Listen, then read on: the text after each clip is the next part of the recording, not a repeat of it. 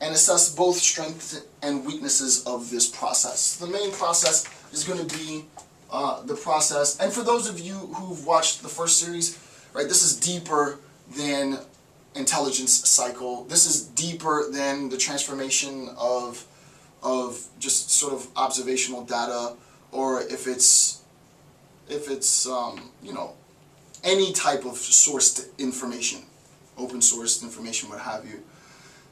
It's deeper than that. It's much deeper than that, right? This is because this ultimately is going to be a process. So I'm gonna really take the lecture series. Again, this is very general. And another thing too, there's a bit of patience. There's a tremendous amount of patience that you'll need in the lecture series. I'm not going to try and sort of breeze through these ideas, right? I make this tedious and laborious for a reason, right? Because I don't intend, and I'm going to be real honest, I don't intend people to stick around for the amount of time that I'm going to be here, right? So you gotta thug through it. You gotta thug through it. It's going to be a very laborious, very tedious process to come to understand, and I'm going to, with all of my ability, try and itemize the most minute aspects of this process. That is the bit of information that the civilian population has with respect to the manner in which intelligence and information is produced, the intelligence cycle, but more importantly than that, the relationship between that process and policy, right? And that interrelationship between the intelligence cycle and the policy aspects that its influences is going to be something that I'm going to spend a tremendous amount of time doing. Number 2, we will investigate the claim that, quote, the discipline of national security intelligence has come of age in the public conscience, right? I like that, right? The discipline of national security has come of age in the public conscience. And I have actually talked about this bit, not national security, but public conscious, public opinion, and its relationship to political will in my advanced political theory lecture series, right? And I might arbitrarily link to it somewhere in this so that there's an official connection between the lecture series, right? Because they are, in a sense, everything's interrelated, but they are more significantly interrelated, right? The idea of public conscience, right? The idea that policy is itself a condition with which the public comes to be aware of the intent of the government, right? The public conscience is informed by, is shaped by, is made aware of this process by the product of policy, which we'll talk about later. Again, another thing too is I'm also not a poli-sci person, so you poli-scientists might be a bit, you guys might be a little unnerved with the level of theoretical abstraction. This is a theory class, virtual class, and I will be very theoretically abstract, so I'm not going to be talking about the bureaucratization of information or policy making proper, unless it pertains to some theoretical understanding, deeper theoretical understanding of this process, right? This process is key. And assess the significance of the public's awareness of the role of those who are part of the industry of national intelligence. To be clear, I obviously don't approach this from the conspiratorial theory, the military industrial complex. I don't mean industry in that sense, obviously, because I don't believe, let's go on record, that I don't believe in the military industrial complex. I think it's a very nice phrase. I think people use it to galvanize people who want to defame the government's role in global affairs. I'm also not here to be the champion for all things, you know, intelligence or military related. I'm completely apathetic. My approach is a systems analysis approach. I want to analyze this system.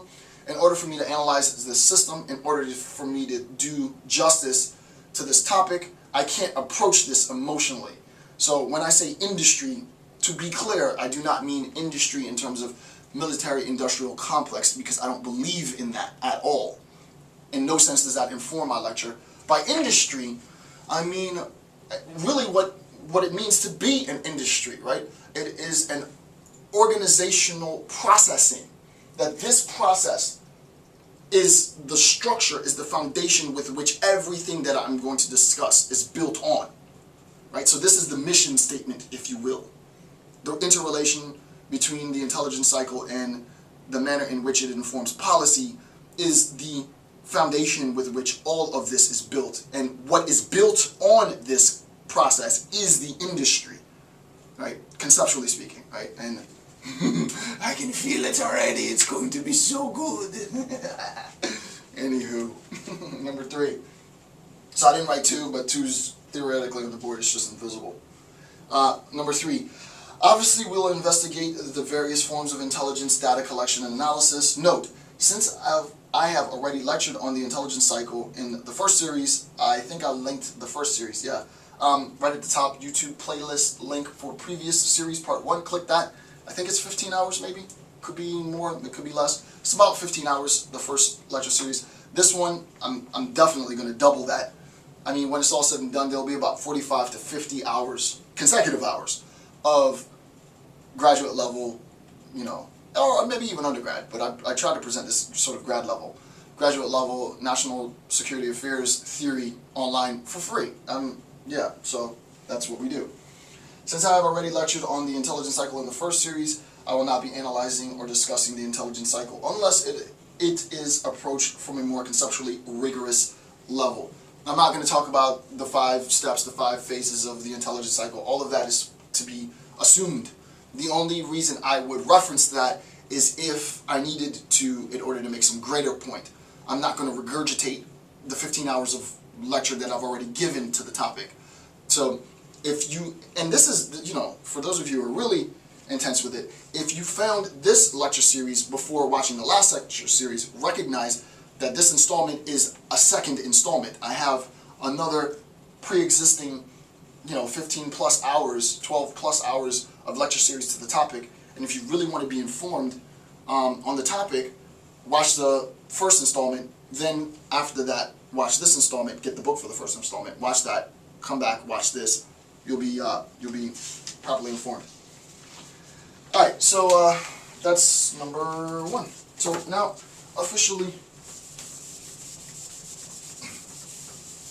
top of page 2, the meaning of national security intelligence, right? The meaning, at least this is the introductory meaning, we just started, right? The meaning